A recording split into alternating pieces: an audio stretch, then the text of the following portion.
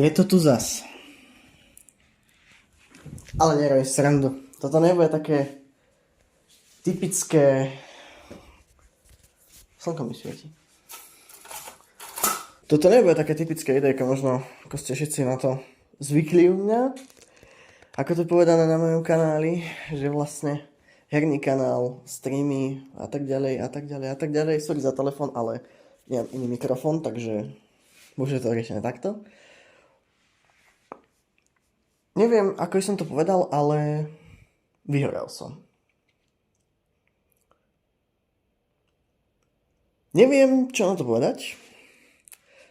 Ako väčšina ľudí mi povie, že ako môžeš vlastne o svojom veku vyhorieť, však máš iba školu, to nie je také ťažké, ale nevedia všetko, čo za tú školu vie. A to budeme teraz riešiť. Chcel by som jednak prebrať tému YouTube, ako taký samotný. Veľa aj kamarátov sa ma pýta, ktorí ma sledujú, že prečo netočím videá, že som iba streamy, že som prešiel skôr na to streamovanie, na takú tú jednoduchšiu cestu, ale ja vravím, že ja by som aj tie videá natáčal. Ale keď na tom YouTube už je v podstate všetko. Už nie je nič nové. Akože áno, mám natočené nejaké videá, ktoré sa týkajú ľadom auta, ktoré vyndú, ktoré už sú načasované, už sú nastrihané, už sú zavesané, len proste čakajú na ten dátum, kedy budú mať proste výjsť a kedy ja uznám, že je proste na to vhodný čas, teda čas viem, ale hold ešte správne nastal, takže na to si budem ešte počkať. Ono, tie videá ľadom auta vyndú nejak tak v máji, koncom mája.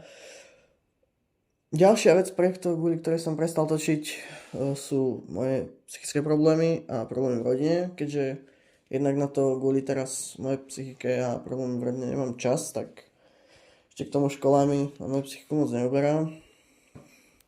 A potom príde tatko a povie ti takú vec. No to, ale ty sa vôbec neučíš. Mal by si sa viacej snažiť v tej škole. To úplne na figu toto. A potom vysvetlím na tej druhej strane takto. Pozeráte sa na neho, že či tomu rodičovi náhodou nepere, bol v rovnakej situácii, to je za prvé. Lebo uznajme si, aj naši rodičia boli študenti, tiež to nemali jednoduché, ale ja tvrdím, že tá doba je dneska horšia, ako mali oni. V rámci štúdiu, možno písali viacej poznámok, nemali umelú inteligenciu, alebo tie naše chatboty, umelé inteligencie, ako to voláme my, ale nie je to nič iné, len chatboty. A potom sa čudujú, že ako si známky idú dole vodou. Vidí moje známky.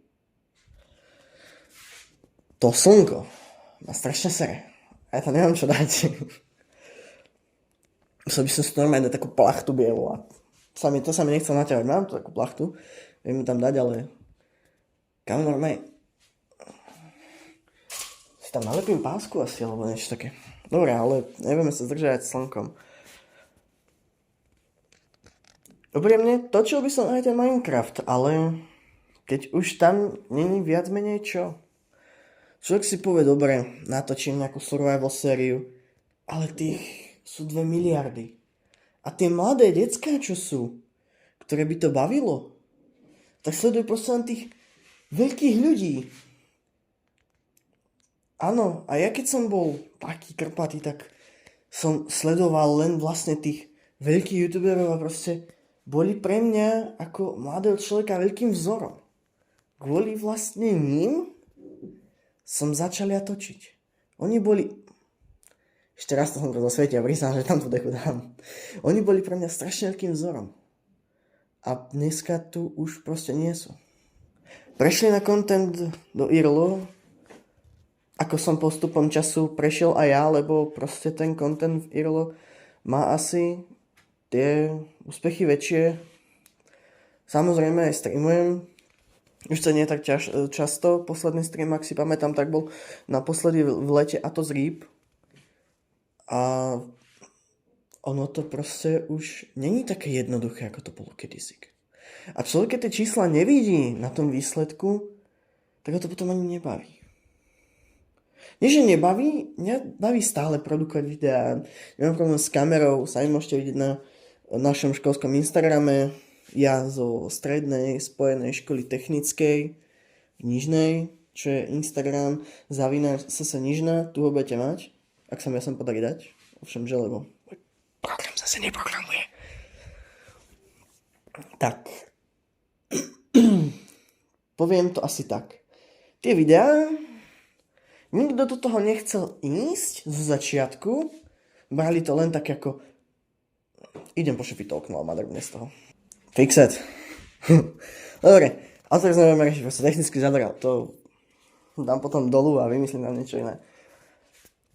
Jednak, človek na to, aby vyrábal dobrý content, potrebuje dobrú techniku. A dobrá technika niečo stojí. Keďže som investoval momentálne do 3D tlače, ktorú mám tu na po svojej pravej ruke, ale keďže mám otočenú kameru tak ako mám, tak proste teraz nechcem otáčať kvôli princípu. Bol to jeden z možností, ako v tej dobe zarobiť. Dosť sa to vtedy hodne vyplatilo. Jednu tlačiareň som kúpil v akcii, kvôli tomu, že sa rušil sklad jeden tu na. Druhú som kúpil z toho dôvodu, že som proste mal nejaké zvyšné peniaze a chcel som uzavrieť tú tlačiareň. A potom teraz, čo budem mať tretiu tlačiareň, tak bude len z toho dôvodu, že kamarát si kúpil pred rokom tlačiareň, 3D tlačiareň a zrcel mu to hlavu. A 2 roky mu to stojí v pivnici a nechce mu to opraviť. Tak si kúpil druhú. Mohol ušetriť, no. Ale poviem to tak, dobre, nie každý sa tomu tak rozumie ako ja. Ja sa študujem školu technickú sam o sebe, ale venujem sa skôr tej IT časti. Moje ako programátor, vývojár aplikácií. Áno, jedna vec, z ktorej dôvodu nemám čas, je vyvíjam vlastnú aplikáciu, na ktorú som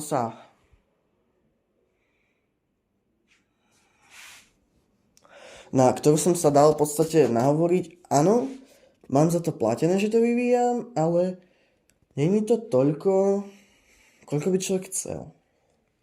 To, čo teraz vyvíjam za aplikáciu, je absolútne nepodstatné, lebo ešte stále nevieme, či to vôbec vyjde von a či to vlastne bude slúžiť na ten účel, čo chceme. Či to bude tak fungovať. Ale ľudia, ja vám proste neviem. Už vidím toho jedného človeka v komentároch, ktorý tam tak povie: ale Laco, ty si predsa človek, ktorý chodí na technickú, ty študuješ technický odbor, ty proste nemôžeš robiť ITčkára. Počúvaj ma, chlape, ešte raz mi povieš takú somarinu, tak normálne, kamo, taký pravý hak ti poletí, že normálne nebudeš vedieť, ako sa voláš. A presne toto je tá jedna z chýb. Ktorý ľudia dosť často robia, že ja človek ako študuje technickú, študujem priemyselnú automatizáciu. Keď to človeku poviete, on nevie, čo to znamená, lebo proste ľudia sa v dnešnej dobe ďalej nevzdelávajú v odboroch, ktoré nám vznikajú a ktoré sa inak pomenovali. Sú to CNCčka, sú to proste stroje, frézy a tak ďalej a tak ďalej. Tak poviem, keď si povedal, mal by si byť technik, strojník. Ale tam takéto programovanie.